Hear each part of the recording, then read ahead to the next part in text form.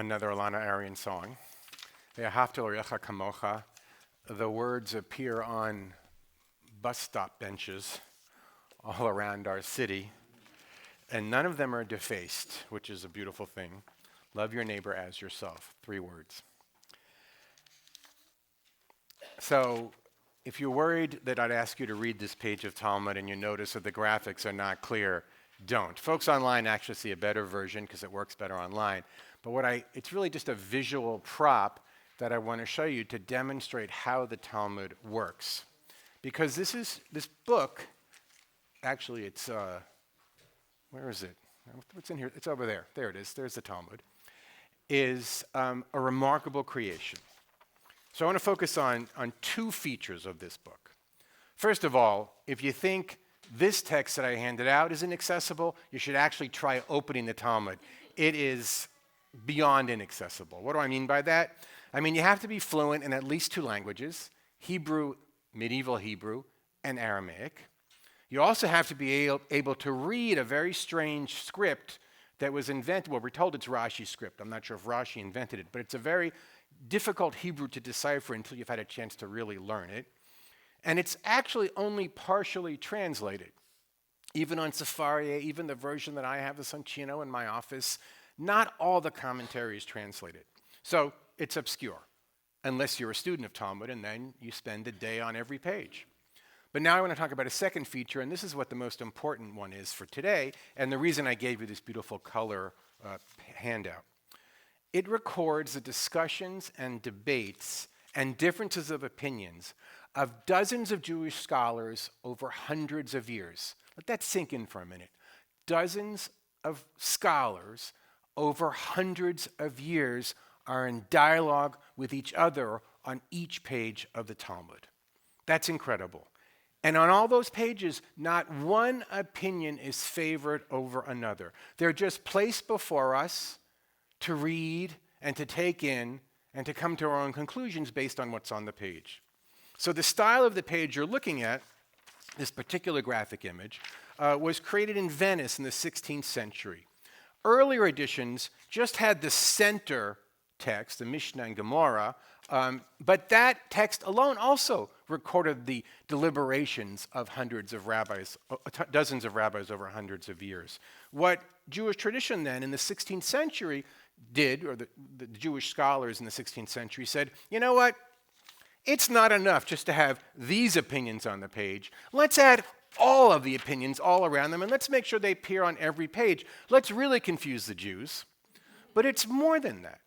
Because think about this for a minute. Before the Enlightenment, before American democracy, before any notions of free speech, Jews said, we're going to put the words, the ideas, the expressions of dozens of scholars over hundreds of years on each page of Talmud and present it without judgment so that the Jews of subsequent generations can read it and be inspired by whatever word they choose. And I believe that more than any other secret to Jewish survival, it's this commitment to multivocality that we see in the Talmud. Because remember, we are not the Jews of the Torah. We are the Jews of the Talmud. That's the legacy that we've inherited. What I mean by that is, right, the Torah is a priestly book. The Talmud is a rabbinic book. That, perhaps, is the secret sauce to Jewish survival, the voices of the many. So hundreds of years after the Talmud was printed, the founders of our own republic affirmed a similar principle.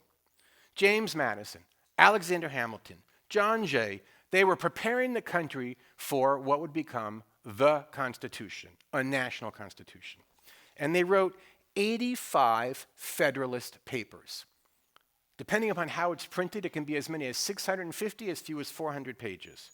And what these documents, distributed throughout the colonies by their newspapers, did was to lay out the philosophical and structural foundations of the country and the government that these gentlemen believed should form in this nation. I recently had the chance to study Federalist 10. It is a full-throated rationale for freedom of speech and religion written by James Madison. It recognizes the diversity of that rapidly growing 13 colonies that Madison was trying to develop into a unitary country. Even then, Americans were a surly, disagreeable, unruly, opinionated, factionalized bunch. From slave owners to abolitionists, there were Quakers, Protestants, Jews, Catholics, deists, Baptists, Southerners with plantations, Northern industrialists, frontiersmen, farmers, city dwellers, rural individualists, all of them. That was not a homogeneous group. So Madison, far from demanding homogeneity, argued that a national government needed to account for these factions because, as he explains it, factions in human society are unavoidable. Humans naturally break into groups. Monarchies achieve unity by compelling citizens to acquiesce to the will of the monarch. Democracies achieve unity by allowing their factions to coexist. However, what Madison realized, because he was truly a brilliant individual, is that those factions, those conflicting ideologies, could clash, and they could bring down his nascent republic. That's the reason he instituted, along with others, of course, a system of checks and balances and representative democracy. As these brilliant men conceived it, that form of government would bring the factions into the government and temper ideological domination of one faction over another. The American Constitution that they crafted was a truly magnificent achievement. And this is so important in our times, they were certain that it was not the last word on the subject. In fact, the very words are embodied in the opening of the Constitution. They didn't say perfect union, they said more perfect union. It reveals their understanding of their own limitations and the need for revisions that would probably be needed in the future. It was not a static document as they conceived it to be frozen in time. Hence, it was only a couple of years until the Bill of Rights came to be, where the First Amendment that I want to focus on today truly guaranteed a world-changing idea. Citizens of this very republic were guaranteed the right to speak and worship freely, without consequence or repression from the government.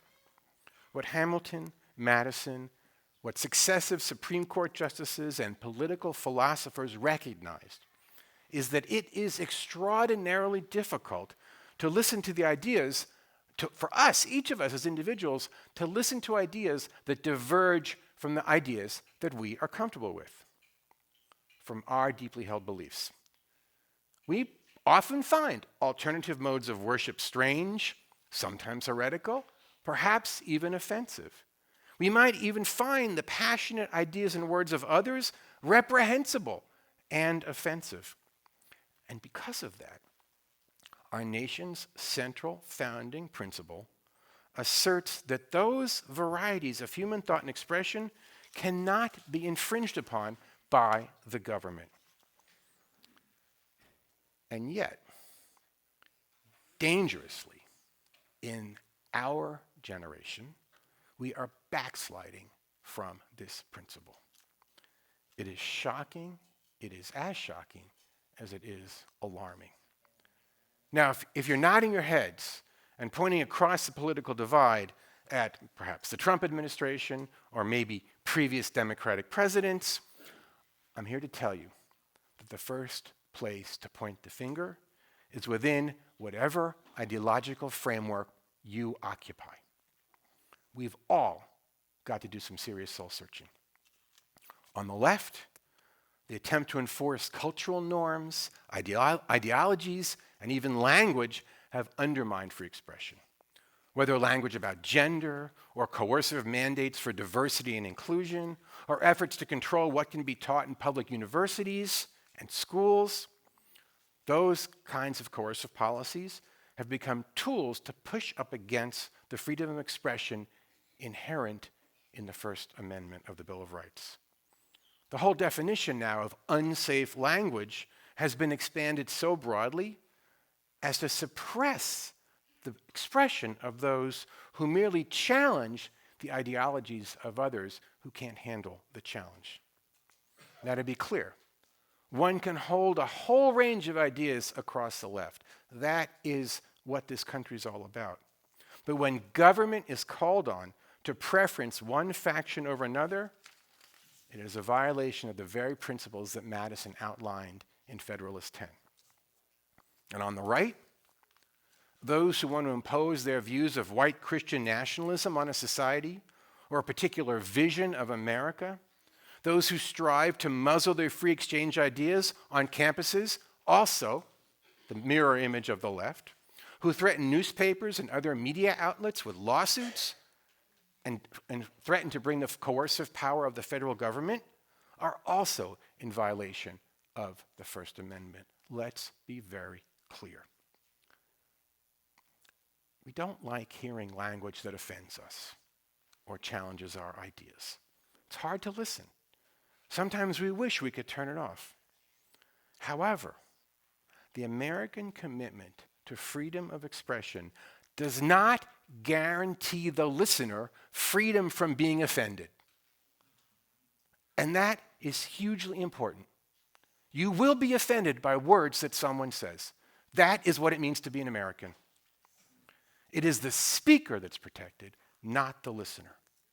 And painfully for the Jews, and I feel it like you do, this often extends to what we would consider to be anti-Semitic speech. It offends us listeners. It is not necessarily illegal. However, having said that, centuries of debate and litigation have affirmed that there are limitations. Anything doesn't go. Limitations on what constitutes permitted speech. All speech can't be permitted in democracy, but here's what we have to realize. And I spent 3 days in Aspen at a conference discussing this, so it's fresh in my mind. The line is blurry and it's open to debate. It changes with the generations, and it has to be regularly revisioned, revisited, and even renegotiated. The explosion of the internet and social media is an example of where revision is necessary. Most of us probably agree that it can be a pretty bad place to hang out. Horrific ideas circulate at speeds of light. Inflammatory ideas circulate at speeds of light. Madison and Hamilton could not have imagined the world we live in. The Constitution's mandate, the Constitution's vision, was not written for our world. And that our policymakers are not engaged in serious debate about how social media must be managed and where liability lies for hate speech, quite frankly, we're experiencing it. It's disastrous. But here's what we must not do, cannot do. We can't wring our hands and see our current situation as hopeless. We can't give up. It's the 250th year of this republic. I would like to see the 251st, 52nd, and 53rd. Citizenship in this nation requires a commitment to its founding principles. We must demand that our civic institutions take action, both to guarantee the free exchange of ideas and to restrict those expressions of those ideas that are dangerous and could break the back of our democracy. We cannot be silent. And as our leaders dawdle, we also have to conduct ourselves as the embodiment of those sacred values. And I use that term with full knowledge of what the word sacred means. It is a sacred value, freedom of speech, freedom of religion. It is at the core of this nation. And we, as citizens, have to work as individuals to protect the rights of others, to challenge those whose speech transcends decency, to not let it go unchallenged. Because, as our own tradition affirms on this page, our children are not only watching us, our children are waiting for the world that we will give them.